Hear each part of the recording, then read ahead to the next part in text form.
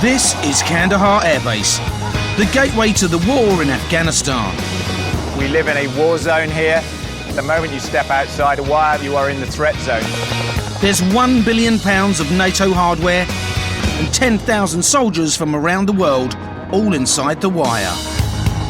But it's also a bustling community in the middle of the desert. I'd even recommend it to my mother.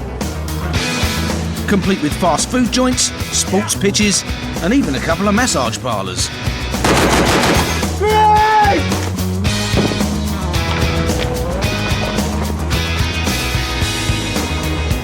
And it's the story of everyday life of the British men and women living here. Some nice men in there. Can't help but look. The ones in the sky and those on the ground. It's nice here, but obviously when we go out on the ground, it's totally different.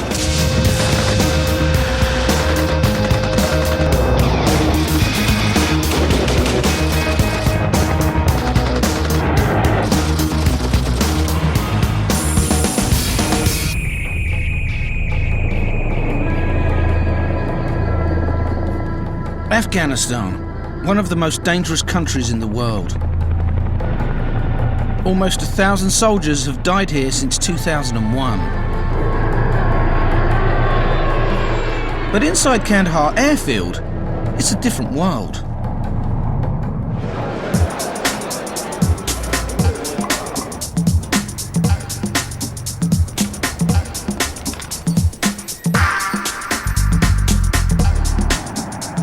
And the man making sure everything runs like clockwork here is RAF Air Commodore Bob Judson.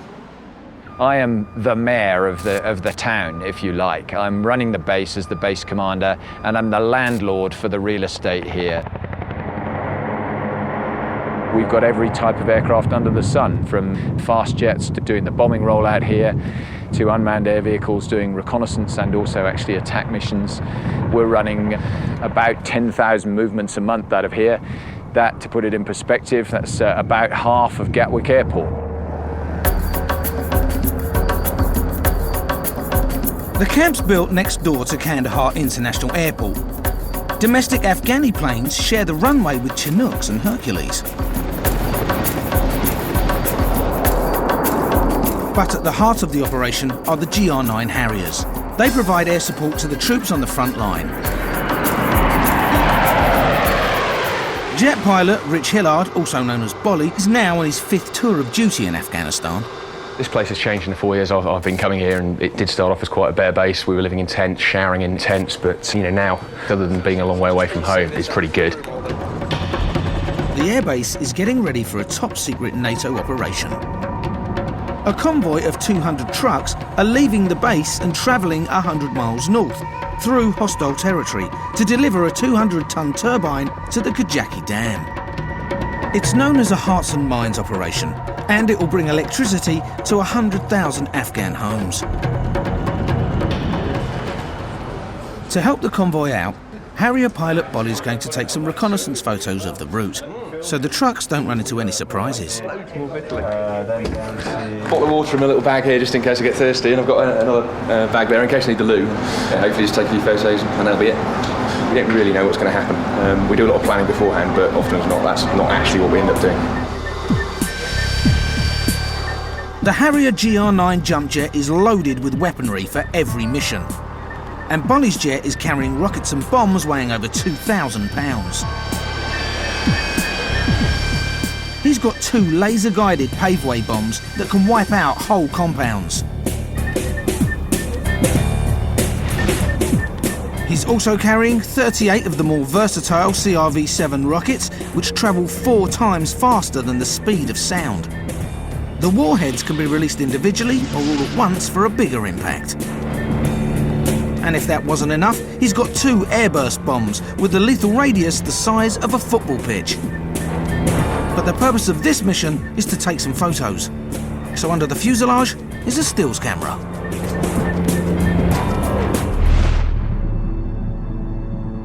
After taking a few photos, he gets a call from the troops on the ground. Targets identified, radar information. Turn left heading 040. They're being attacked near Kajaki and want Bolly to find out where the rockets are coming from. Positive.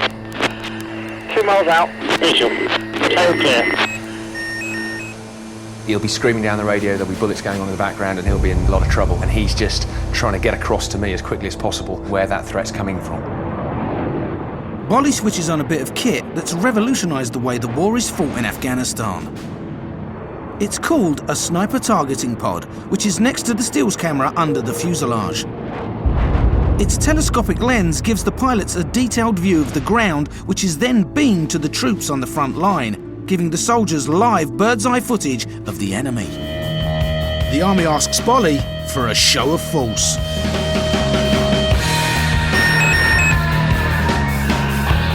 All clear. My aim is to provide the maximum noise on the ground to scare the guys away. All clear. I'm flying the jet down to 100 feet above the ground, going along at about 600 miles an hour, so I've got to look out for people potentially shooting at me. But probably the biggest thing I've got to look out for is the ground, because when you're going that fast, that low, it comes up to meet you pretty quickly. There's also lots of aerials in Afghanistan, and if you hit one of those, that would really spoil your day. So I've got to stay cool, really.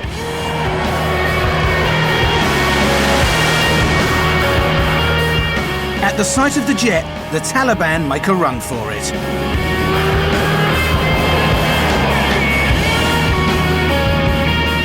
And Bolly heads home to Kandahar with his bombs all intact.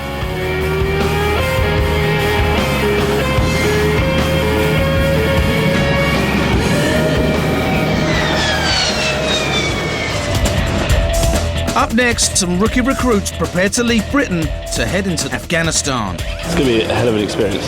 I'll tell you whether it's fun or not when I'm out there.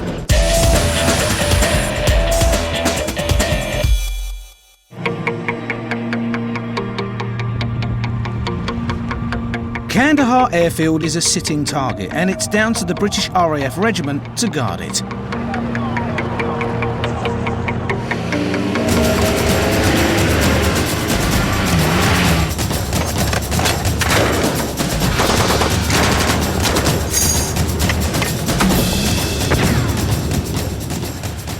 The moment they're outside the fence, there is a threat from mines, both modern mines emplaced by the insurgents and also legacy mines that have been there for years in this conflict-ravaged country.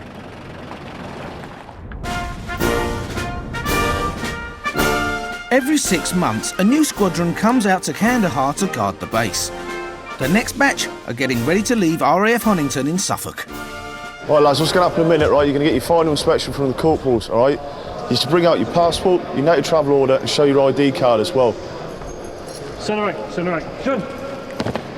Before they go, Sergeant Bennett Jones is making sure his lads have got everything they need. Lads, get your dog tags out now so I can see them. ID card. Right, anyone had any problems over the weekend that I need to sort out now before we off? What? The what? Right, don't worry about that. Idiot. Right, take over. I'm pretty much their dad, and I think any dad would agree with me, having a child is very stressful, all right? Now imagine having 30 kids to look after at once, so you can imagine what I'm going to be like sometimes. Out of 30 men, he's got 18 brand new recruits, and one of them is 21-year-old Nathan Chulls. Never felt like this before, so I mean, it's a really weird feeling. Good feeling though, so I mean, it's heart's going. Really looking forward to it. It's time to say goodbye. And for Jonesy, it means leaving his pregnant fiancée, Lucy. It's just a bit nerve-wracking now because I'm not going to see him until he gets back after the baby's born, so scary, I suppose.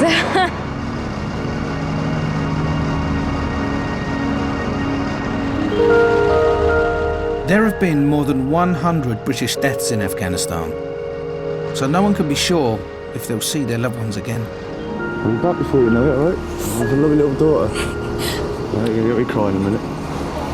Yeah? Alright? I love you. I love you.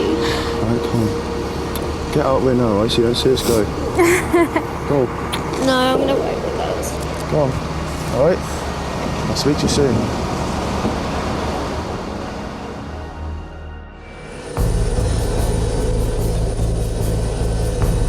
Right, this is me now for 6-7 months.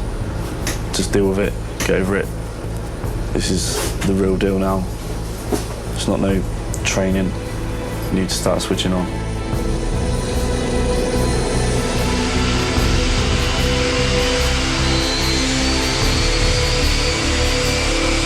Contact 37 Whiskey Sierra, line up, report ready for departure. Line up, all ready.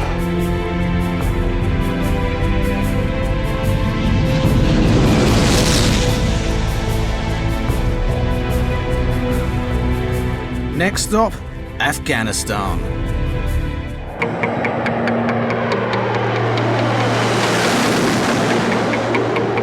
"4,000 miles away in Kandahar, Harrier pilot Bolly is bringing in his jet for some TLC. What are you thinking? The nose wheel sat quite high for some reason, so we're just trying to work out why. Engineers like Jumper Collins and his team are the unsung heroes of the war because without them, the planes won't fly. I worked in a car garage for 5 years before I did this job, and it's quite a bit different. Gave it a bit of a bounce on landing, so well, not a lot of bounce, but still. The engineers have 8 Harriers to look after. If you lose an aircraft, go down to 7, there's a lot of pressure on you to get the aircraft up and running again, get back to 8. The other day I think we dipped down to 6 and it was quite hectic. Jumpers found a serious fault with Bolly's jet. Just here on the aircraft is where the forward fuel tank is, and we'd noticed fuel coming out down through that hole there. To get to the fuel leak, the engineers have got their work cut out. The Harrier's built around one central turbofan Rolls-Royce Pegasus engine.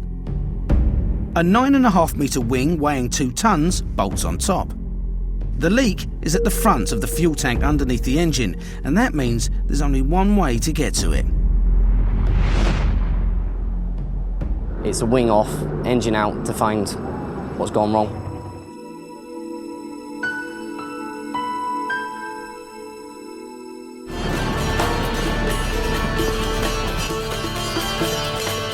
As surreal as it seems, every Saturday, locals pour into the airbase and set up what's called the Jingly Market. I'm looking for a special deal now if I go to the same trader. The commander is a keen customer. For a lot of the people that are on the base who never get off, then this is the closest they will come to real locals. It's one of the highlights of the week. There's obviously a great opportunity for us to come away with some good or bad souvenirs, and there's both sorts available, that's for sure. Most Afghans live on around $1 a day, so this is a nice little earner. But there's a trade-off. They have to go through a full search. Even the children. The worst sort of threat you can envisage here is a bomb. It's a busy market, there's lots of people inside, both from us and obviously from the locals. So mitigating an explosive threat is probably the most important thing for us to do.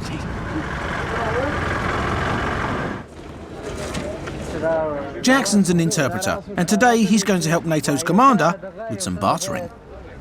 Yeah, that's quite nice. It's a bit bright though, the colour's a bit bright. But it is a dangerous job. Yeah. The most of the time the interpreter or the guys who work for a NATO or ISAF, they get killed. I cover my fares because I'm not sure, who is Taliban, who is not. So if somebody recognizes me, of course they will kill me. How much for this? 250. 250. 100. Okay, 150. 220, okay. No, 180. Okay? Yeah. 180, done? Yeah. Okay, there you go. Thank you, my friend. That's a big solid chunk of stone. But Jackson, not his real name of course, knows the commander's been ripped off good and proper. 100 was good price. I'm just generous. Cool.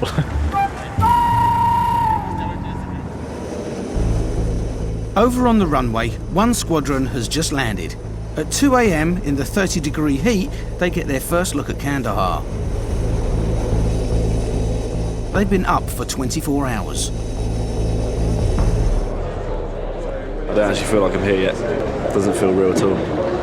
Can't wait to get sleep. I'm tired, absolutely knackered. Welcome to Kandahar. The local time here is 0220. But it's not time for bed yet.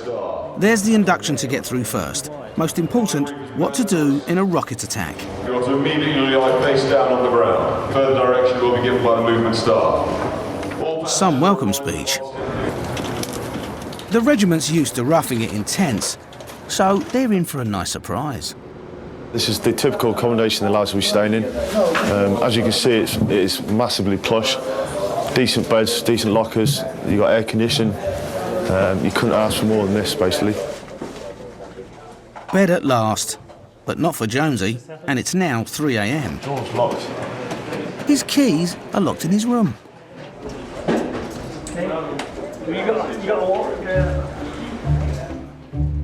All I'll do is go to bed. With just 3 hours before they're on duty, this calls for lateral thinking. Might get through the window.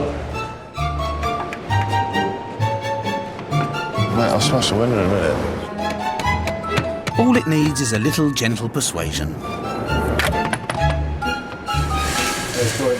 It is now 7 minutes past 4 in the morning. That's the sort of thing that happens, so the first night here, it's bound to happen. Everyone's lacking now, she said, everyone's just getting the rest done, which I'm about to do now.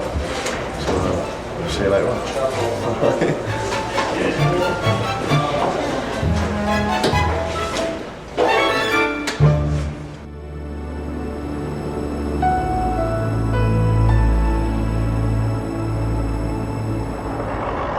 First, a guided tour to help them get their bearings. If you look straight in front of you now, you're coming up to ECP3. That is your entry and exit to camp. To right side, you've got the boardwalk, Pizza Hut, Subway, Burger King burnt down a couple of months ago, and Poo Pond. The Poo Pond is the camp's biggest landmark. A sewage works the size of 9 Olympic swimming pools designed for 3,000 people. Now, it's struggling to cope with 5 times that number. You'll get used to that smell. You've got to turn the aircon off at night because it just sucks it all in. Anyone got any questions on a tour? Whereabouts are we on here now? Where are we? No, that's a question. It's overwhelming for new recruits like Nathan Chulz. It's huge. Absolutely massive. Really busy as well. So many people around this camp. Loads of different nationalities. Corporal Jim Davis wants to make sure they're ready to go on patrol for the very first time. You get everything that you are taking out on patrol with you. Everything. Pete.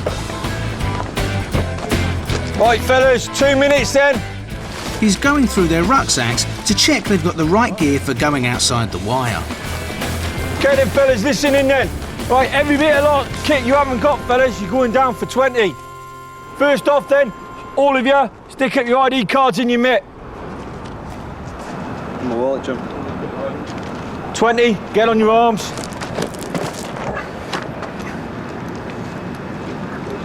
Right, I want to see your rules of engagement cards. Did it start it? It's not this soldier's day.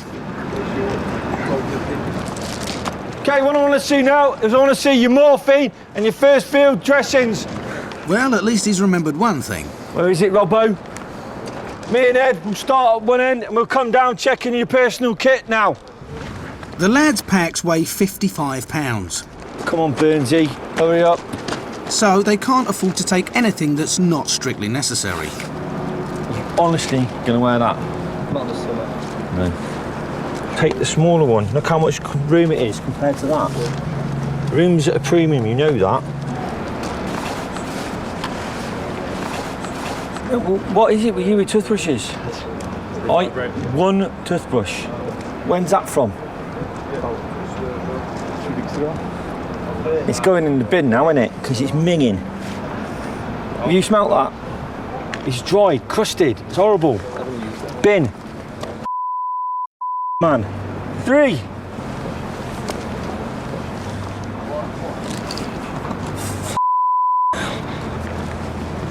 How much smaller as it is now?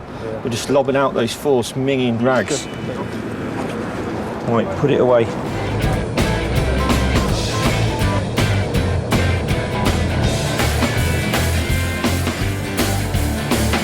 Jules and his mates decide to treat themselves to a Kandahar luxury. And it's all there on the boardwalk. And you come back and you get to have a pizza out. It's brilliant. It's open till like 2 in the morning as well, isn't it? Yeah. 2 in the morning. Yeah. American football over there. Ice hockey going on over there.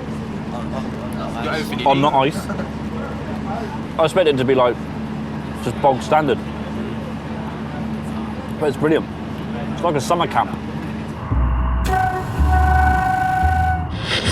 BFBS Radio, the strongest man in Kandahar competition, which has been held today, this afternoon. It's at the boardwalk, starts at 2 o'clock and promises to be a great few hours entertainment. Get yourself along. RAF fitness instructor Adam Hennessy wants to get all the nations competing together and take their minds off the war just for an afternoon. Quite excited about it, a little bit nervous, but everything seems to be coming together quite well at the moment. I mean, it's just coming up 10:30. Got most of the events set up, ready to go. I'd love to enter, but unfortunately, because it's my idea, I have to be the one to officiate it. Adam's had to make do with what he can find around the base for props. He's managed to blag a spare tyre for the tyre flip.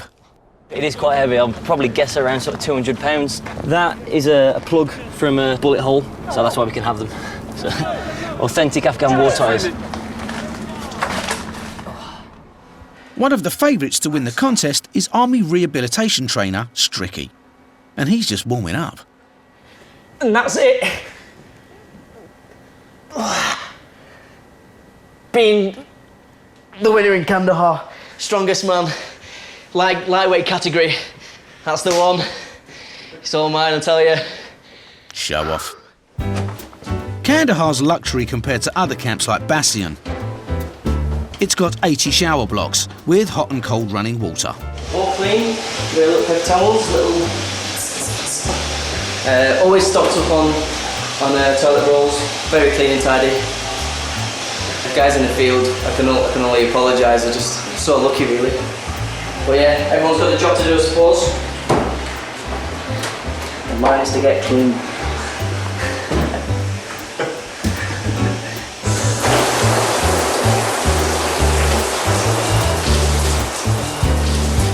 Now where's that soap?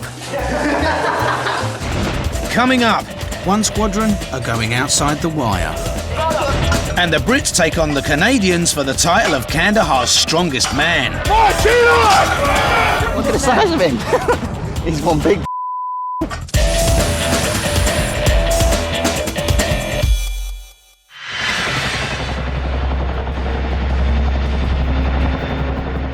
One squadron are going outside the wire. No, you've got to take your own kit, because it's all set out there definitely for you. Jonesy's got 18 brand new lads, and today they're testing his patience. Come on lads, sort it out for f***'s sake. Give me that ear. Right, word of warning, you don't walk around like that. Put it in your pocket. They've got to sort out the body armour, weapons and ammunition they'll need for the patrol. Once outside the wire, they could be gone for up to 4 days. Nervous, excited, scared. They're checking over the battle-worn vehicles they've just inherited. But you can sort of see the dents on the sideways where they've been hit before. There's one with me that's been blown up twice already, and it just keeps getting fixed and sent back out. If I can just stick this sign back down. And there's other reminders of the realities of life in a war zone. They're basically telling the locals to keep 100 metres away from us, because the threat of suicide bombing out here at the moment.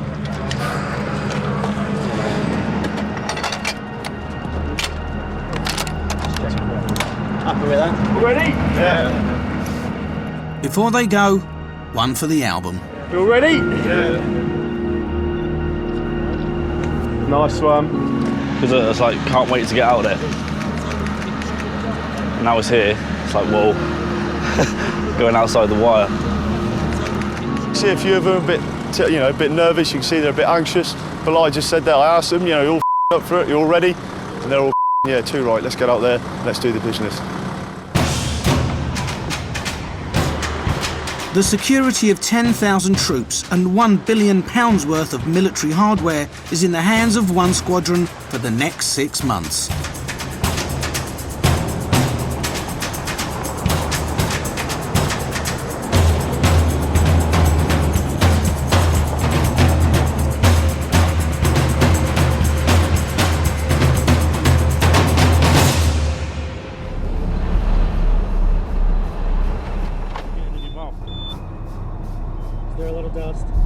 Yeah, there's a hell of a lot of dust, especially on top cover, because we're one of the last wagons back.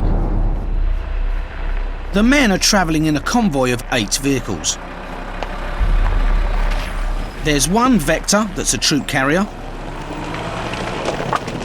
4 Vixens that are lightly armoured Land Rovers, and protecting the convoy from the front, rear and sides are 3 heavily armed Wimics, or weapons mounted installation kits.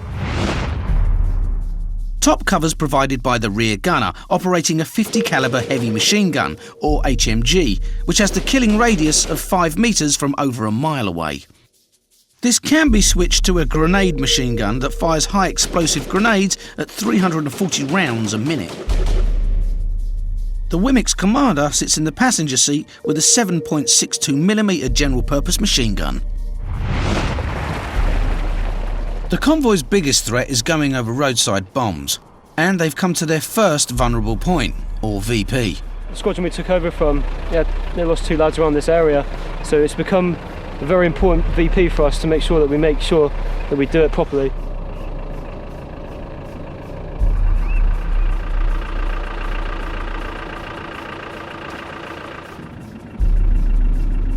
All clear. Then Wimic Commander Jay Hudson spots something suspicious.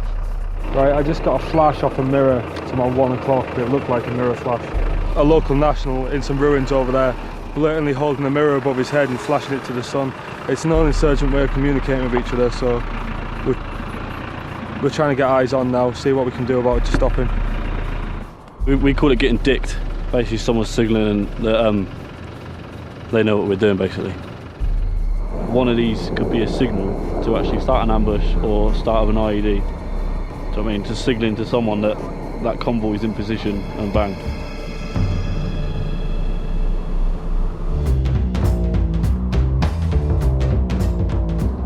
Back at Kandahar airfield, Harrier engineer Jumper and his team are finishing off fixing the fuel leak on Bolly's jet. Yep.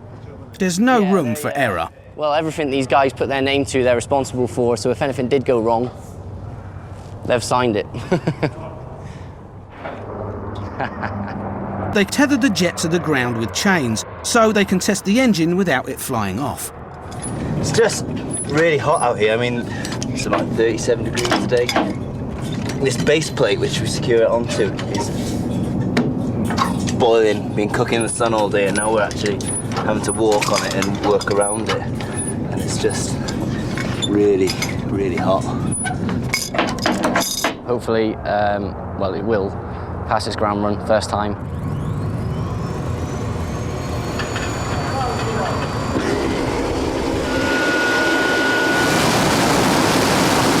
As the engine reaches full throttle, the chains have to withstand 22,000 pounds of thrust. So it's looking good, no leaks.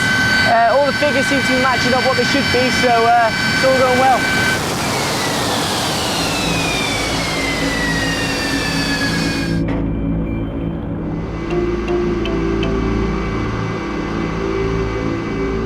But the real test is how it performs in the sky.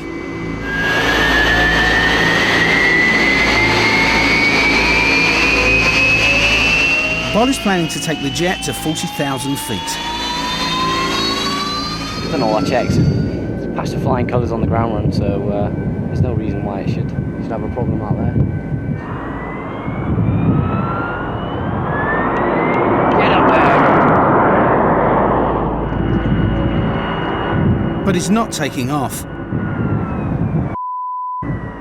4 days of work for nothing. Line message. Yeah, aircraft 43's just throttled up and throttled down on the runway. I think he's coming back in. But Jumper's just got the jitters. There's nothing wrong with the jet. No, he's just doing the slams over again, isn't he? Is he taxiing down to the end of the runway and then going to come back up the other way, is he? Okay, roger that. Bolly goes for it. Come on, sir, take it.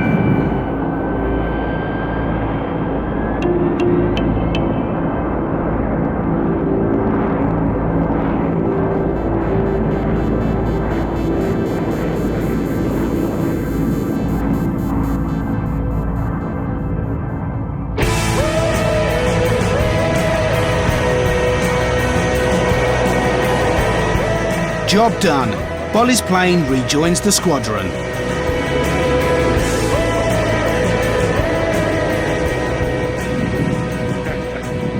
Cheers, guys. The finishing touches are being made to the strongman course. Can you all hear me at the tents? 60 competitors are signed up. And one of them's Big Mac, an RAF truck driver. Mac's been training for the last month, carrying everything but the kitchen sink in 35-degree heat. I've decided to go jogging with my body armour. I was told by a friend if I wore the body armour, I'd lose a lot more water, because obviously I'd sweat more. I've got a rucksack on, I put 40 kilograms in it, and I'm running with that to try and build my leg muscles up, trying to get myself a lot fitter than what I am.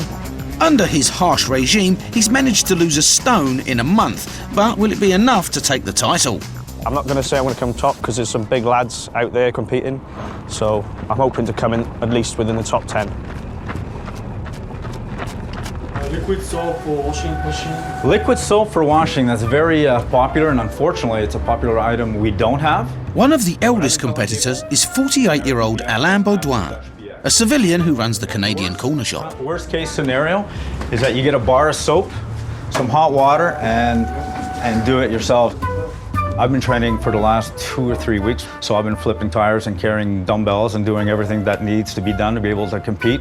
But hopefully we're all going to have fun in the spirit of friendship, and the reason why we're here, we're going to have a great time with that. Alain is 7 weeks into a 6-month break from his real job as a customs officer in Montreal. I thought it would be an interesting experience to come here and just be with the troops. Sometimes there's a level of comfort in knowing that the person that's actually serving you is somebody from your hometown. If they need a shoulder to cry on or somebody to talk to, we're all there for them.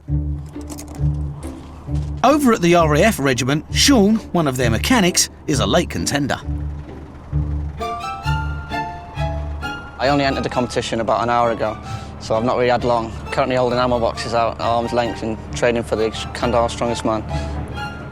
His odds are about as big as his biceps. I think I've been holding them about a minute and a half. Yeah, slowly starting to hurt. Yes.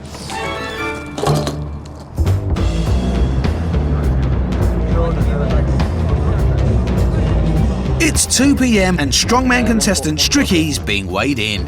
I need a nervous poo, big time. Nervous Pete. Mate, there and back. Well, you see, if this was baby blue and that had a bit of an eagle above it, Air Force PCI, you'd be able to breeze this. Loser. Hi, Strix! Have you seen my little fan base over there? And the Brits need all the support they can get, because Canadian Troy Goodfellow has just arrived. Look at the size of him. He's one big. It's stiff competition, but Mac's not bothered. Yeah, there's some big guys here. They've obviously been training, taking a lot of supplements in as well. So have they got the strength there at the end of the day, or does it just look like they've got the strength there at the end of the day? Corner shop contestant Alain isn't so confident. Maybe bit off more than I could chew, but we'll see. Hoping for the best. I was kind of hoping there'd be an over 45 club. 3, 2. They're off on the first event, carrying 25 kilos of water in each hand.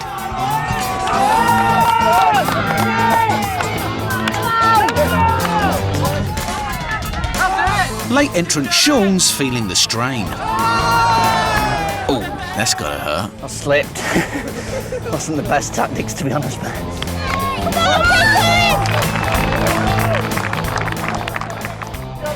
Yeah. Need a fag.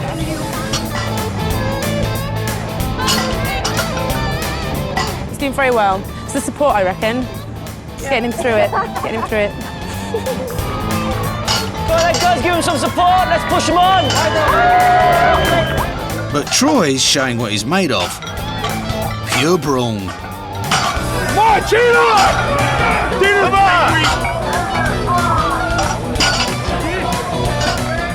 Hurt my arms. He couldn't straighten his arms. Shouldn't have worn the gloves because I had no grip whatsoever.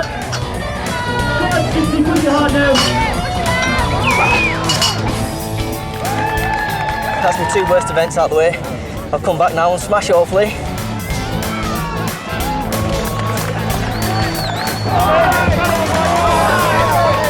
Well, to be honest, I don't think anyone's thinking of the war at the minute, so I'm achieving my job. For last place, it's a tug of war between Sean and 48-year-old Alan.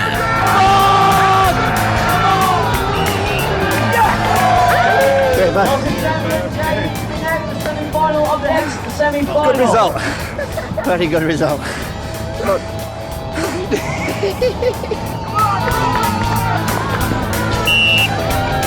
No prizes for guessing the winner. Odds-on favourite, Troy. Okay, guys, tough. And runner-up, Stricky.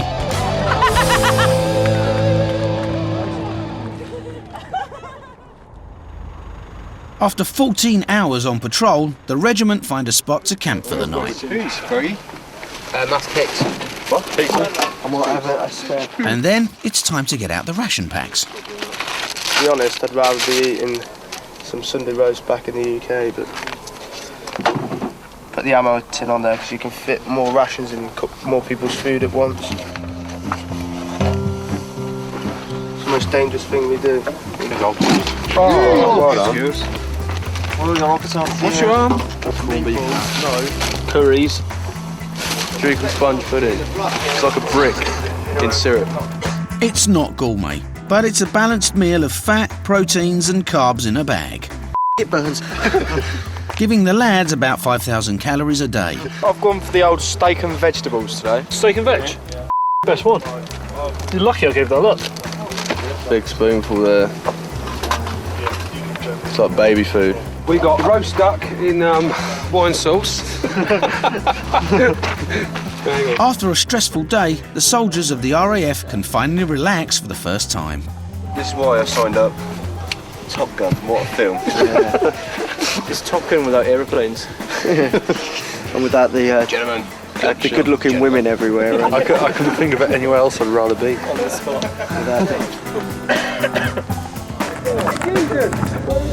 Even their Afghan interpreter joins in the fun. And he talked to him about his family and his wife.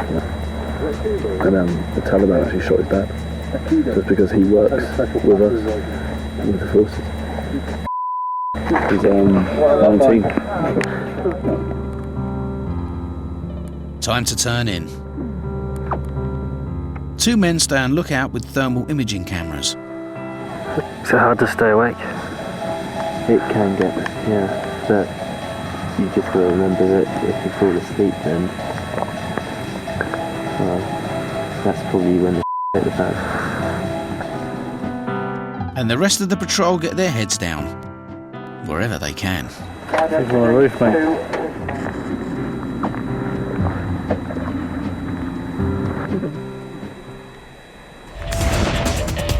After the break, Stricky gets some special treatment, and Jonesy gets a little surprise in the post. That there's the latest scan picture of my little girl.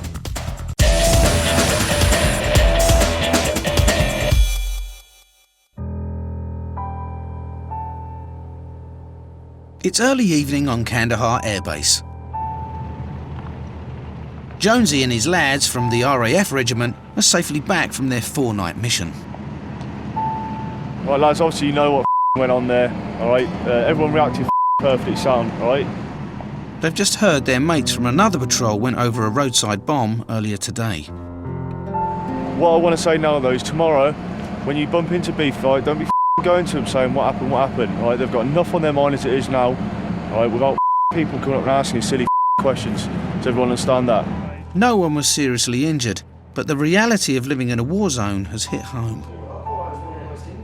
The first Taliban attack on their squadron has shaken the young lads. All we're doing is just deterring them. We're not actually stopping them. We go through some villages on a normal patrol. There's hundreds of villages around RAO. And some villages are cool. You go past the kids, they're all loving you and that. And you go through some villages and some of them just hate you. It's like, why? We're doing you a favour. They're hating us, throwing rocks at us. If the locals ain't appreciating what we're doing, how can you appreciate what you're doing in yourself, do you know what I mean? It's just a mixed barrel of feelings.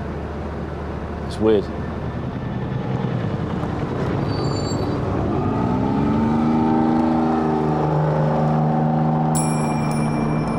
Kandahar Air Base offers a few surreal distractions to the war. And the Thai massage parlour is definitely one of them.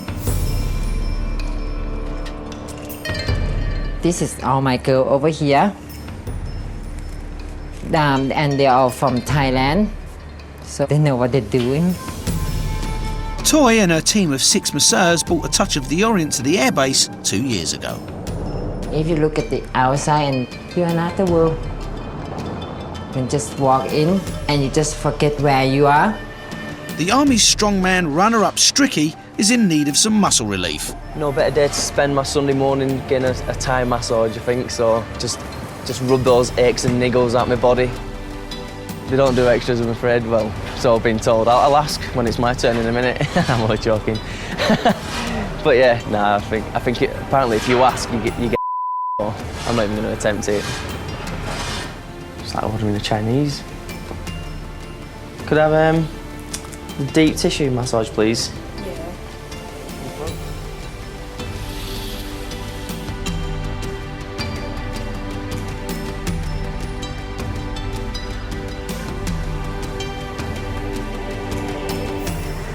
Can't believe I'm on operational tour and I'm getting a Thai massage, and it's amazing. It's unbelievable.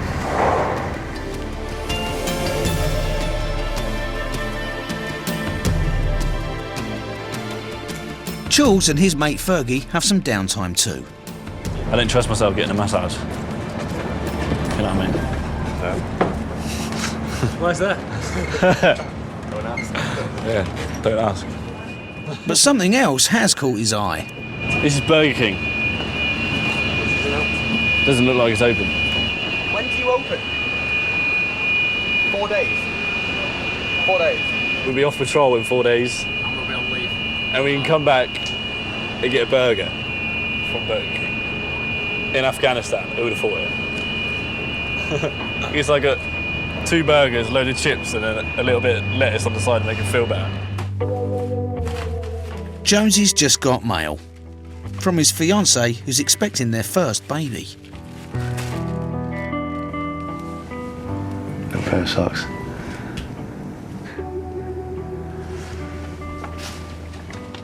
That there's the latest scan picture of my little girl. It's a bit hard to obviously make out, but you know, she's there and she's always pretty cool.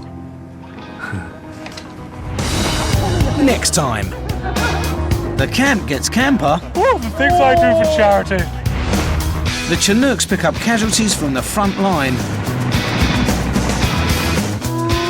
And the regiment comes under attack again. But this time, it's serious. 4.5 tons of women that's been blown 15 feet to the side of the road. We have 1 man trapped underneath that vehicle at the moment. It makes me really angry. They're just cowards. And that next time is next Friday at 8. Coming next tonight, an undercover mission looks like it's about to fail and the cause seems transparent enough in NCIS.